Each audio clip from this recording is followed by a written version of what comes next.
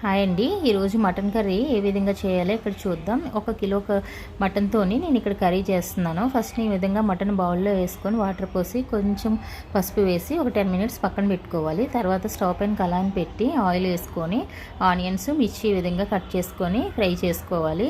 Onions మగ్గడానికి కొంచెం salt అలాగే పసుపు కూడా కొంచెం వేసుకుంటే సరిపోతుంది. తర్వాత ఒక చిన్న టమాటా ముక్కలు కూడా కట్ చేసి వేసుకున్నాను. తర్వాత మనం మసాలాకి ఇలాగ కొంచెం చిన్నది అల్లం వెల్లుగడ్డ, కొంచెం ఆనియన్స్, టమాటోస్, 1 స్పూన్ ధనియాలు, 1 స్పూన్ జీలకర్ర, కొంచెం మసాలా ఇది తీసుకొని ఇలాగ కొంచెం మిక్సీ పట్టుకోవాలన్నమాట.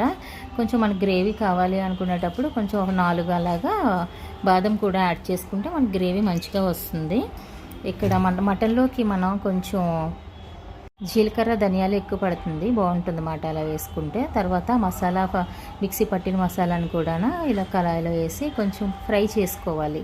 అది కొంచెం బాగా ఫ్రై అవ్వాలి. అంటే ఫ్రై అయిందని మనకి ఎలా తెలుస్తుందంటే ఆయిల్ కొంచెం పైకి తేలుతుంది. పైకి తేలినప్పుడు ఈ మసాలా అనేది ఫ్రై అయినట్లు మనకి ఐడియా వస్తుంది.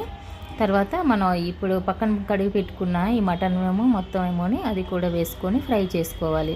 ఇది మొత్తం ఈ విధంగా కలిగి పెట్టుకున్న తర్వాత మూత పెట్టుకొని హైలో పెట్టుకోవాలి. హైలో పెట్టుకుని మూత పెట్టుకుని ఒక 5 మినిట్స్ తర్వాత ఓపెన్ చేస్తే వస్తే ఇలా వాటరీగా వస్తుంది. దీంట్లోని ఇప్పుడు మనం కారం వేసుకుంటాం. మటన్కి కొంచెం కారం ఎక్కువే పడుతుంది. స్పైసీగా కావాలనుకుంటే ఇంకా యాడ్ చేసుకోవచ్చు. ఇక్కడ నేను 2.5 స్పూన్స్ అయితే యాడ్ చేశాను. తర్వాత మన సాల్ట్ కూడా మనకి టేస్ట్కి తగ్గ సాల్ట్ ఈ టైంలోనే యాడ్ చేసుకొని కొంచెం వాటర్ వేసుకోవాలండి. అంటే మటన్కి నేను ఇక్కడ కళాయిలో చేస్తున్నాను, కళాయిలో టేస్ట్ బాగుంటుందని చేస్తున్నాను, అందుకు కొంచెం వాటర్ ఎక్కువగానే పడుతుంది. నేనైతే ఈ 1 కిలోకి ఒక 4 గ్లాస్ వరకు వాటర్ అయితే యాడ్ చేశానండి. మటన్ని మనం కుక్కర్లో కన్నా కళాయిలో చేసుకుంటే బాగుంటుందనేసి ఇలా చేశాను.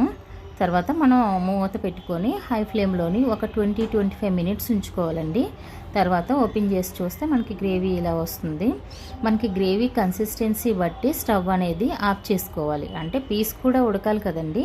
ఆ పీస్ ఉడికిన తర్వాత ఒకసారి చెక్ చేసుకోవాలి ఉడికిందో లేదని. ఉడికిన తర్వాత గ్రేవీ కన్సిస్టెన్సీ కూడా ఓకే అనుకునేటప్పుడు, ఉప్పు కారం అన్నీ సరిపోయినాయి అనుకునేటప్పుడు కొంచెం కొత్తిమీర అలాగా గార్నిష్ చేసుకొని ఫైనల్గా స్టవ్ ఆఫ్ చేసుకోండి. మటన్ కర్రీ అయితే రెడీ.